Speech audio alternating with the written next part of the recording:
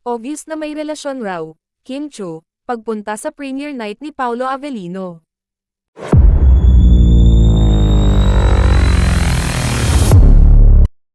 Ang bongga ng red carpet premiere night ng Elevator, movie ng Viva Films, Rain Entertainment, Cineco Productions, at Studio Viva na ginanap sa SM North EDSA. Dalawa nga ang sinehan ng Elevator, Cinema 4 at 7. Pinagbibidahan ito ni Paolo Avellino at sa direksyon ni Philip King. Nakita namin ang isa sa producers ng pelikula na si Direk Lino Cayetano.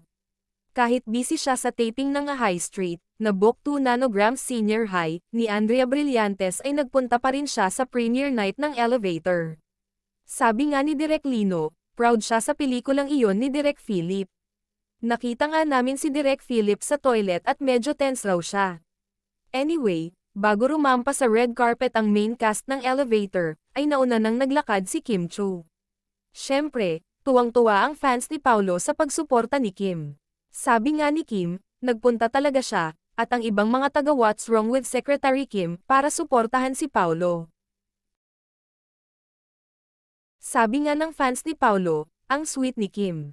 Hindi lang daw nagpo-promote sa social media si Kim ng pelikula ni Paolo at nagpunta pa talaga siya sa premiere night ng Elevator. Nang nakachikahan naman namin si Paolo ay sinabi niyang talagang inimbitahan niya si Kim at ang mga taga What's Wrong with Secretary Kim. Alam nga raw niyang makakarating ang mga ito. Nabanggit din ni Paolo na sobrang thankful siya sa pagdating ni Kim sa premiere night ng Elevator, pati sa pagpo-promote nito sa social media ng kanilang pelikula. Sabi naman ng ibang mga nakasaksi sa pagpunta ni Kim sa premiere night ni Paolo, obvious daw na may something talaga ang dalawa, ha? Siyempre, ang Kim Pao fans, kinilig sa pagsasama ni na Kim, Paolo sa premiere night ng Elevator.